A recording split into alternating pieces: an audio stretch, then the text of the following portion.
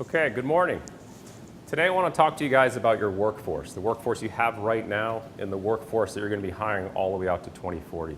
But I want to overlay that message with STEM and what particularly STEM outreach and STEM education can do for your workforce going forward. So first, where am I coming from? I'm located at Picatinny Arsenal. The land of Picatinny was first used by George Washington to produce cannonballs. We later became a powder depot. Then we moved into an arsenal, served the world wars. And now we're a research development facility focused on armaments, being the guns, the bullets, and the fire control to make those projectiles hit their targets.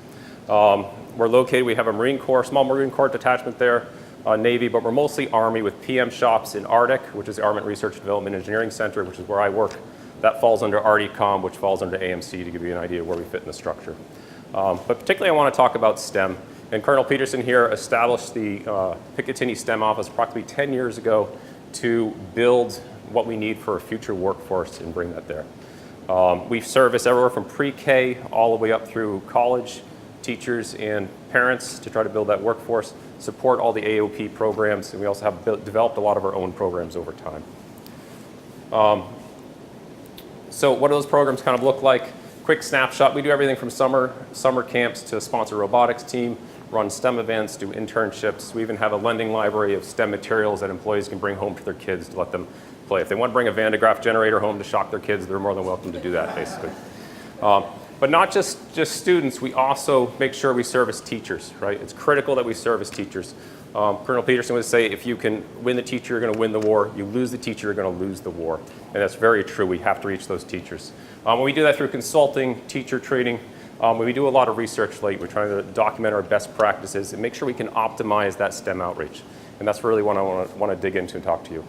Before I do that, though, I want you to think about two characters in your office. I want you to think about your superstars that you have, the person you give your projects to. Something urgent comes up, you know they will deliver. They're the person you want to keep all the way out to 2040 in your workforce right now. And the second person I want you to think about is your deadwood or your driftwood. The person who's just punching in, punching out, waiting for retirement. Everyone has one of those people in their organization.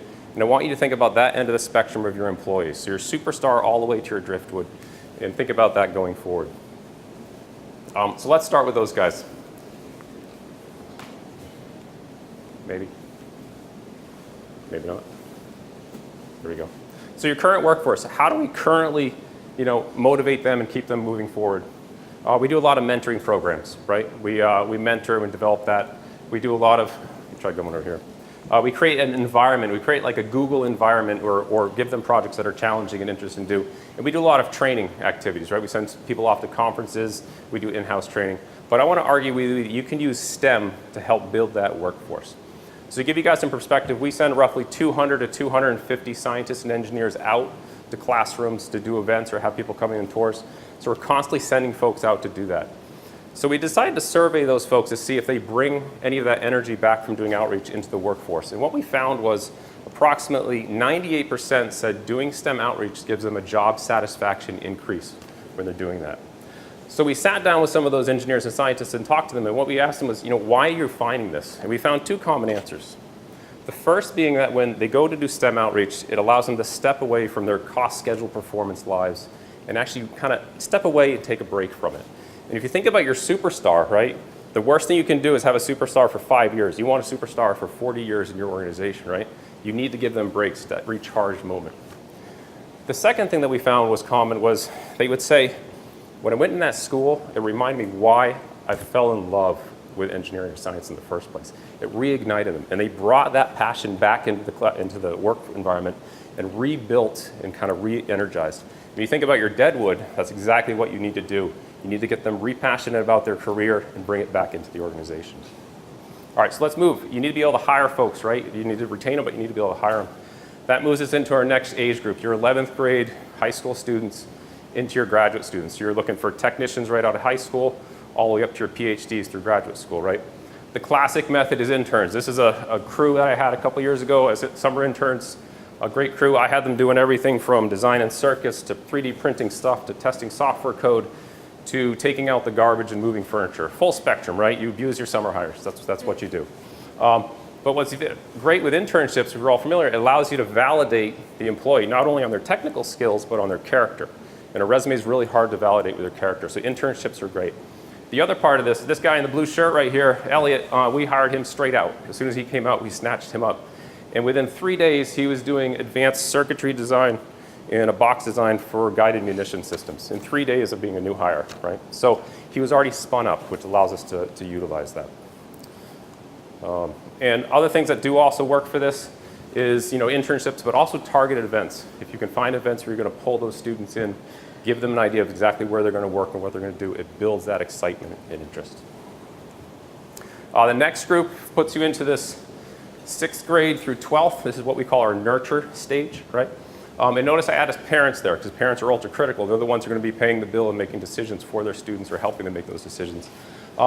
So you're trying to nurture and you're trying to build that. They're pruning a lot. They're deciding, am I going to be an engineer or maybe I want to be an accountant? We need to help nurture that. What works very well in that area is robotics and classroom visits and targeted events also to help them make that decision going forward. Promoting stage is probably the most interesting. This is just 4th and 5th grade. These kids here are doing a machine dissection workshop. It's kind of fun. You bring a big pile of junk, old computers, let them take that stuff, give them tools for an hour, hammers and sledgehammers, and cut it all apart and open it up. And they explore how the intricacies of the inside of the stuff works. But they start seeing how technology is built and integrates into their lives. What's fascinating with this age group, though, is they're developing their self-identity, they're developing stereotypes, and they're heavily influenced by peers. So this is where you get girls that say, I'm a girl, I love math. Or she says, I'm a girl, I hate math. But more complex, you get someone saying, I'm a girl, I love math, but my friends think it's stupid, so I'm not going to do it. And you can lose them at this page because it's very critical. What works well with this stage here is workshop, camps. Team projects is probably the best for this age group because you're building the peer structure in with the education at the same time, which is great to work with. Moving on is the funnest of all. If I could do STEM outreach every day, this is the group I would do it with. Pre-K through 3rd, you're a superstar when you walk in there. You bring in a new HoloLens or a Segway, you're right up there with Batman and Superman instantly. So if you have, you want to get your employees recharged or reinterested, send them into a preschool or somewhere. They're instantly excited and enjoy that curriculum. And really stuff works. You're building excitement and a positive link to how STEM relates to their everyday. You're building the vocabulary, so when you hit that nurture or the promote stage, they already can grasp it and use it and work with it.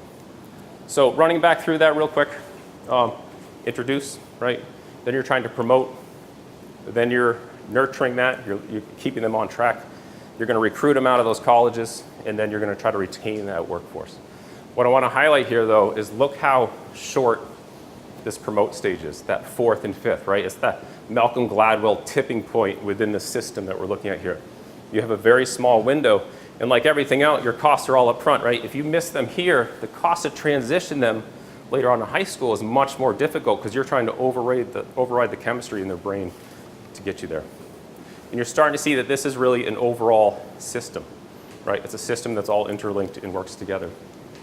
So we can also look at more of a system level and see how everything feeds back and interlinks. Now, taking you back to your superstar and your driftwood organization, you can see how you can feed these guys back into your organization and make that system work. Now, there could be 2 questions that you're thinking about right now. One, can we afford to do this? What's the return on investment of doing STEM outreach and putting your professionals out there, right? Is it really costly? We do run large summer camping, costs a lot of money. If you think about doing STEM outreach, you're sending an engineer out once a year, maybe once a quarter. Ideally, I would say once a month is probably the best op-tempo. But you're looking at 3 labor hours for doing that. A labor hour of prep time, an hour of travel, an hour of actually doing the workshop, going there and back.